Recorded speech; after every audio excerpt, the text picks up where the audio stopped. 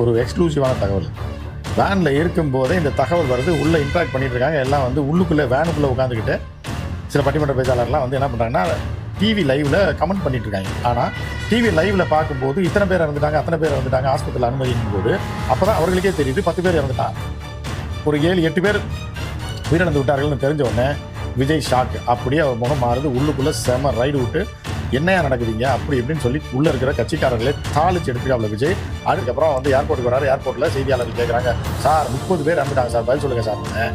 விஜய்க்கு மேலும் வந்து மனப்பதட்டம் அதிகரித்து விட்டது. யாராக இருந்தாலும் ஆகும்.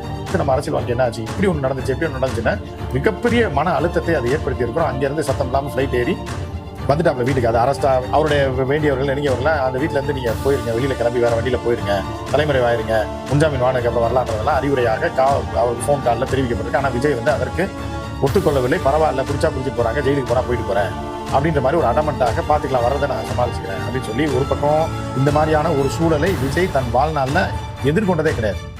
இந்த மாதிரி கொலை சம்பவங்கள் இத்தனை பேர் இறந்தது, இந்த மாதிரியான அதுவும் நம் தொடர்பானது, நம் கட்சியை சேர்ந்தவர்கள் அப்படிங்கும்போது என்ன ஆகுது அப்படின்னா ஒரு மிகப்பெரிய மன உளைச்சலுக்கு ஆளாகிறோம். இந்த நேரத்தில் தான் இதை பயன்படுத்தி கொண்டு பாரதிய ஜனதா கட்சி உள்ளே போகுது. அதுதான் நம்ம இதில் லீடாக போட்டிருக்கோம். என்னென்னா, ஃபர்ஸ்ட் லைன் நேயர்களுக்கு வணக்கம். நம்ம என்ன பார்க்க போகிறோம்னா, விஜய் குறித்த ஒரு ரொம்ப முக்கியமான விஷயம். கிட்டத்தட்ட 40 பேர் இறந்து போயிட்டாங்க இல்லையா?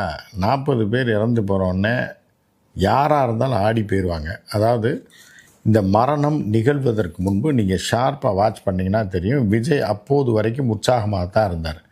கடைசி நேரத்தில் கண் முன்னாடி ஒரு 2 ஆம்புலன்ஸ் போகுது, அந்த வீடியோ பார்த்தீங்கன்னா தெரியும். அதற்கப்புறம் விஜய் வந்து இன்ட்ராக்ட் பண்ணுறாரு. ஆம்புலன்ஸ் வழி விடுங்க, ஆம்புலன்ஸ் வழி விடுங்க, நண்பா கொஞ்சம் ஒதுங்குங்க அப்படின்றாரு. அதுக்கு அடுத்து பார்த்தீங்க அப்படின்னா மயங்க போட்டு விழுந்து 2-3 பேர் விழுகிறத பார்த்துட்டு தண்ணி பாட்டிலை தூக்கி வீசுவாப்பில். தண்ணி பாட்டிலை தூக்கி வீசுவதை நீங்கள் பார்த்துருப்பீங்க அந்த வீடியோவில். ஃபைனல் வீடியோ தான். ஸோ அந்த தண்ணி பாட்டிலை வீசியதற்கப்புறம் தொடர்ச்சியாக பேச்சை முடிக்கிறார். பேச்சை முடிச்சுட்டு வேனில் இருக்கும்போதே ஒரு எக்ஸ்க்ளூசிவான தகவல் இது. வேனில் இருக்கும்போதே இந்த தகவல் வருது. உள்ளே இன்ட்ராக்ட் பண்ணிகிட்டு இருக்காங்க. எல்லாம் வந்து உள்ளுக்குள்ளே வேனுக்குள்ளே உட்காந்துக்கிட்டு சில பட்டிமன்ற பேச்சாளர்லாம் வந்து என்ன பண்ணுறாங்கன்னா டிவி லைவில் கமெண்ட் பண்ணிகிட்ருக்காங்க. ஆனால் டிவி லைவில் பார்க்கும்போது இத்தனை பேர் இறந்துட்டாங்க, அத்தனை பேர் இறந்துட்டாங்க, ஆஸ்பத்திரியில் அனுமதியின் போது அப்போ தான் அவர்களுக்கே தெரியுது 10 பேர் இறந்துட்டா, ஒரு 7-8 பேர் உயிரிழந்து விட்டார்கள்னு தெரிஞ்ச உடனே விஜய் ஷாக். அப்படியே அவர் முகம் மாறுது. உள்ளுக்குள்ளே செம ரைடு விட்டு என்னையா நடக்குதுங்க அப்படி இப்படின்னு சொல்லி உள்ளே இருக்கிற கட்சிக்காரர்களை தாளிச்சு எடுத்துருக்காப்புல விஜய். அடுத்து பார்த்தீங்கன்னா வர்ற வழியில் எல்லாத்தையும் இறக்கி விட்டு எல்லாம் ஓடுன்னு சொல்லி புஷி ஆனந்த் உட்பட எல்லாத்தையும் இறக்கி விட்டுட்டு அந்த வேனில் அந்த பஸ்ஸில் போயிட்டாப்புல. இதுதான் நடந்திருக்கு கடைசி நேரத்தில். அதற்கப்புறம் என்ன இருக்குது அப்படின்னு பார்த்தீங்க அப்படின்னா அவர்கள் அந்த ஒரு வீடியோ வெளியிட்டிருப்பாங்க. நியூஸ் தமிழ்னு ஒரு சேனலில் அந்த நிருபர் வந்து எடுத்திருப்பார். புஷி ஆனந்தை விரட்டி பிடிச்சி காலில் விழுகிறேன்ப்பா, தயவுசெய்து விட்டுருங்க, இப்போ என்கிட்ட எதுவும் கேட்காதீங்க, இந்த வீடியோலாம் வெளியிட்டுறாதீங்க அப்படின்னு சொல்லி புஷி ஆனந்த் கெஞ்சக்கூடிய ஒரு வீடியோ வெளியாகி பரபரப்பை ஏற்படுத்துச்சு. இது எப்போன்னா விஜய் நடு ரோட்டில் இறக்கி விட்டு போயிடுறாரு. அதுக்கப்புறம் வண்டியை வர சொல்லி புஷி ஆனந்த் எஸ்கேப். அதுக்கப்புறம் கூட இருந்தவர்கள் யார் யார் எஸ்கேப் ஆனாங்கன்றது தெரியல. விஜய் ஏற்றிட்டு விஜய்க்கு வந்து மிகப்பெரிய பதட்டம் ஏற்பட்டு விட்டது. அடுத்தடுத்து என்ன பண்ணுறாங்கன்னா நேராக அவருடைய வாகனத்துக்கு வந்துடுறாங்க. வந்ததுக்கப்புறம் வந்து ஏர்போர்ட்டுக்கு வர்றாரு. ஏர்போர்ட்டில் செய்தியாளர்கள் கேட்குறாங்க, சார் 30 பேர் இறந்துட்டாங்க சார், பதில் சொல்லுங்கள் சார்னு. விஜய்க்கு மேலும் வந்து மனப்பதட்டம் அதிகரித்து விட்டது. யாராக இருந்தாலும் ஆகும். யாராக இருந்தாலும் சராசரி மனிதர்களுக்கு நம்ம கட்சிக்காரன் 10 பேர் இல்லை, 20 பேர் இல்லை, 30 பேர் இறந்துட்டாங்களா அப்படின்றது ஒரு ஷாக்கிங்காக இருக்கும். ஒரு பதட்டமும் வரும், பரிதாபமும் வரும். நம்ம பல சிந்தனைகள் அவர்களை ஆட்கொள்ள ஆரம்பிச்சிடும். அடுத்து நம்ம அரசியல் வாழ்க்கை என்ன ஆச்சு, இப்படி ஒன்று நடந்துருச்சு, எப்படி ஒன்று நடந்துச்சுன்னா மிகப்பெரிய மன அழுத்தத்தை அதை ஏற்படுத்தி இருக்கிறோம். அங்கேருந்து சத்தம் இல்லாமல் ஃப்ளைட் ஏறி வந்துட்டாப்புல வீட்டுக்கு. அது அரஸ்ட்டாக என்ன பண்ணுவாங்க, அடுத்து திமுக அரசு என்ன பண்ண போகுது, என்ன வழக்கு நடக்கும், இது எதுவுமே விஜய்க்கு தெரியவே தெரியாது. ஏன்னு கேட்டிங்கன்னா அந்தளவுக்கு அவருக்கு அரசியல் நாலேஜும் கிடையாது, சட்ட நுணுக்கங்களும் தெரியாது. வண்டியை ஏறுறாரு, எஸ்கேப் ஆகி நேராக எங்கே வராரு அப்படின்னா நேராக வீட்டுக்கு வந்துடுறாரு. வீட்டுக்கு வந்த உடனே வீட்டில் அடைக்கலம் ஆயிடுறாரு. உள்ளே வந்து இப்போ பல தகவல்கள் சொல்கிறாங்க, அது என்ன உண்மையானு தெரியல. அதற்கப்புறம் என்ன ஆகுது அப்படின்னா தொடர்ந்து ஃபோன் கால்கள் அது இதெல்லாம் வருது, அப்படி இருக்குது இப்படி இருக்குது. சப்போஸ் அரெஸ்ட் பண்ணிட்டு போட்டோம் அப்படின்ற நிலைமைக்கு நள்ளிரவே விஜய் வந்திருக்காரு. அவருடைய வேண்டியவர்கள் நெருங்கியவர்கள்லாம் அந்த வீட்டிலேருந்து நீங்கள் போயிருங்க, வெளியில் கிளம்பி வேறு வண்டியில் போயிருங்க, தலைமறைவாயிருங்க, முன்ஜாமீன் வாங்கினதுக்கு அப்புறம் வரலான்றதெல்லாம் அறிவுரையாக அவருக்கு ஃபோன் காலில் தெரிவிக்கப்பட்டிருக்கு. ஆனால் விஜய் வந்து அதற்கு ஒத்துக்கொள்ளவில்லை. பரவாயில்ல, பிடிச்சா பிடிச்சிட்டு போகிறாங்க, ஜெயிலுக்கு போனால் போயிட்டு போகிறேன் அப்படின்ற மாதிரி ஒரு அடமெண்ட்டாக பார்த்துக்கலாம், வர்றதை நான் சமாளிச்சுக்கிறேன் அப்படின்னு சொல்லி ஒரு பக்கம் பொலிட்டிக்கல் ப்ரெஷர், ஏன்னா ஒரு பக்கம் தெரிந்தவர்களெல்லாம் வந்து ப்ரெஷர், இப்படி ப்ரெஷர் மேலே ப்ரெஷர் வந்து டென்ஷன் ஆகி இருக்கக்கூடிய நேரத்தில் தான் வீட்டிலே இருக்கார். என்ன ரியாக்ட் பண்ணுறதுனே தெரில.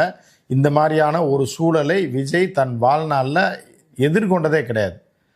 இந்த மாதிரி கொலை சம்பவங்கள், இத்தனை பேர் இறந்தது, இந்த மாதிரியான அதுவும் நம் தொடர்பானது, நம் கட்சியை சேர்ந்தவர்கள் அப்படிங்கும்போது என்ன ஆகுது அப்படின்னா ஒரு மிகப்பெரிய மன உளைச்சலுக்கு ஆளாகிறார். இந்த நேரத்தில் தான் இதை பயன்படுத்தி கொண்டு பாரதிய ஜனதா கட்சி உள்ளே போகுது. அதுதான் நம்ம இதில் லீடாக போட்டிருக்கோம். என்னென்னா, என்கிட்ட வந்துட்டு நான் காப்பாற்றிடுறேன் அப்படின்னு. ஆனால் திமுக அரசு விஜயை கைது செய்ய தயாராக இருந்துச்சுன்னா இல்லை, விஜய் வந்து டார்கெட்டே கிடையாது. விஜயை தொட்டால் மேலும் விஜய்க்கு அது சிம்பத்தியாக மாறிடும். அது என்னமோ நடந்துட்டு போகுது, விஜய் மேலே கை வைக்க வேணான்னு. ஏன்னா திமுக அரசு நினைத்திருந்தால் உடனடியாக கரூர்லே கைது செய்து கிளை மாவட்ட சிலைகளை அடைச்சிருக்க முடியும். உடனடியாக நீதிபதியிட்ட ஆஜர்படுத்தப்பட்டு அவர் கைது செய்யப்பட்டிருக்கலாம், இல்லை சொந்த ஜாமீனில் விடுபட்டிருக்கலாம், இல்லை எது வேணாலும் நடந்திருக்கலாம். ஆனால் அதை திமுக செய்ய முற்படவும் இல்லை, செய்ய திட்டமிடவும் இல்லை.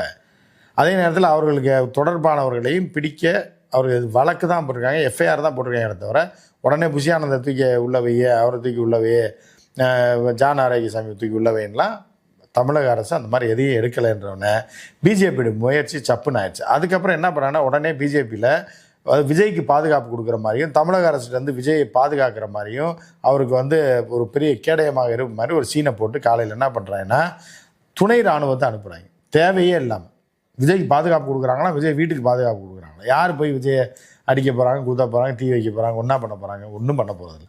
ஒரு பில்டப்பை கொடுத்து இன்றைக்கி காலையில் நேற்று சண்டே என்ன பண்ணிட்டாங்கன்னா காலையில் துணை இராணுவத்தை இறக்கி மத்திய அரசு ஒரு சேஃப்டி சீல்டை போட்டுட்டு உடனே அவர்கள் தொடர்பானவர்களுக்கெல்லாம் கால் பண்ணி விஜயை பேஸ் பண்ணி விஜய்க்கு ஆதரவாக பேசிங்கன்னொடனே ஒரு பக்கம் வந்து அந்த அம்மா முன்னாள் கவர்னர் இருக்கேன், அந்த அம்மா அது கூவுது. அதுக்கப்புறம் பார்த்தீங்கன்னா இவங்க கூவுறாங்க, அவங்க கூவுறாங்க. பார்த்தீங்கன்னா அண்ணாமலை வந்து கூவுன்னு கூறாப்புல.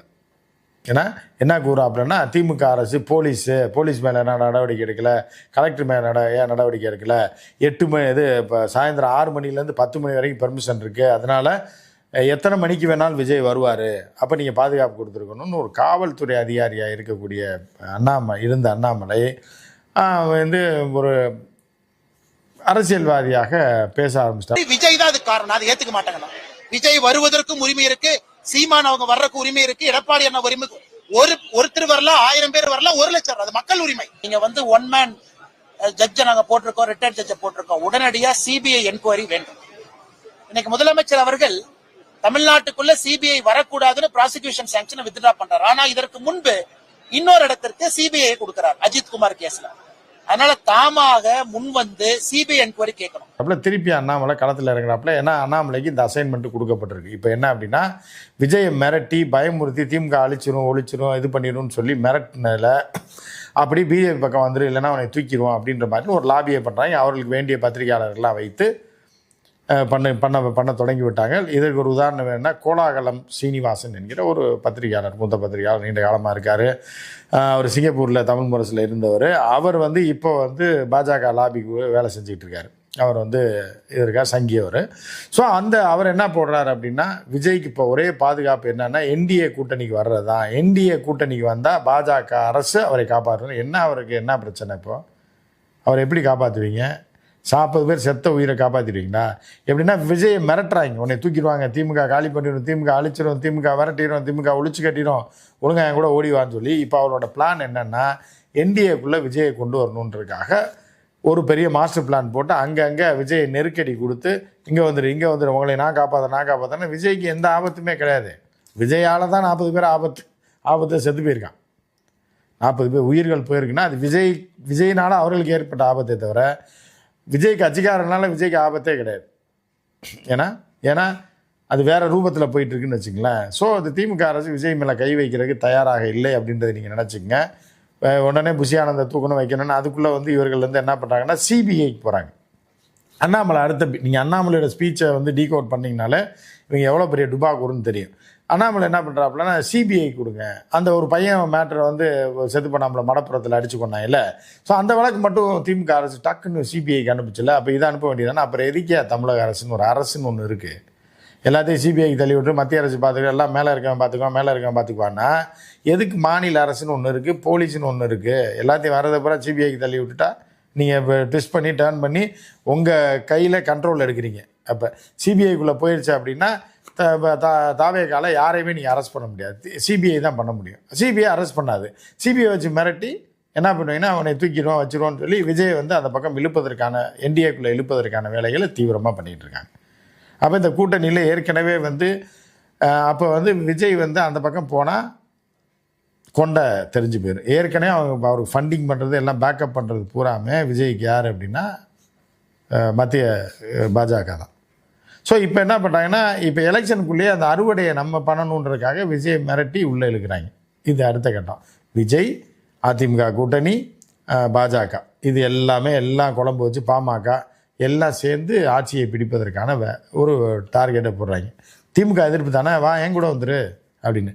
திமுக எதிர்ப்புன்னு விஜய் வந்து பிஜேபிக்காரன்ட்ட போனால் விழுகிற ஓட்டு விழுகாமல் போயிடும். பாதி பேர் தற்கொலைகள் மட்டும் போடுவான். எவருமே தெரியாத முதல் வாக்காளர்கள் இருக்காங்களா அவங்க போடுவாங்களே தவிர பொதுமக்கள் பாதி பேர் பேக் அடிச்சிருவாங்க. அப்போ விஜய் வந்து அரசியல் அப்போ அழகாக திமுக ஒரு கேம் ஆடும். இந்த சொன்னோம்ல முடிஞ்சு போச்சா, இந்த கொண்டையை மறைக்கிறல கொண்டை தெரிஞ்சு போச்சுல அப்படின்னு போட்டு அடிக்கிறதுல அவர்களை காலி செய்து விடுவார்கள். ஸோ இதுக்காக விஜய் பயப்படாப்புல. ஆனால் விஜய் பரவாயில்ல, நீ காலியாரு இல்லை, நான் வந்து வளரணும், நீ வந்தே ஆகணும்னு சொல்லி மிரட்டுறாங்க. இப்படி விஜயை வந்து உள்ளே கொண்டு வந்துட்டோம்னா ஆட்டோமேட்டிக்காக எடப்பாடி காலி, யாரோட போய் கூட்டணி சேருவார், யாரை வச்சு வந்து பிஜேபி மிரட்டுவார்னு சொல்லி எடப்பாடிக்கு ஒரு செக்கை வைக்கிறாங்க. ஆனால் இது எதுவுமே நடக்க போகிறதில்ல. ஒட்டு மொத்தமாக எல்லாமே மாறப்போகுது. கொஞ்சம் வெயிட் பண்ணுங்கள். அரசியலில் மிகப்பெரிய மாற்றங்கள் வரப்போகுது. வேணா நம்ம ஃப்ரீயாக இருந்தீங்கன்னா நம்ம சேனலில் ஒரு 7, 8, 6, 5 ஒரு 4 மாதத்துக்கு முன்னாடி செங்கோட்டையன் காலத்துலேருந்து நீங்கள் அடுத்தடுத்து வந்த வீடியோ, பாஜகவோட கணக்கு என்ன, பாஜக என்ன காய் நகர்த்துகிறது, இது யாரெல்லாம் டார்கெட் பண்ணுது, தினகரன் எப்படி வெளியே வந்தார் போனான்ற ஃபுல் டீட்டெயில் நம்ம ஏற்கனவே சொல்லியிருப்போம். அதை நீங்கள் பார்த்து கொள்ளலாம். மற்றும் ஒரு நிகழ்ச்சியில் சந்திப்போம். நன்றி, வணக்கம்.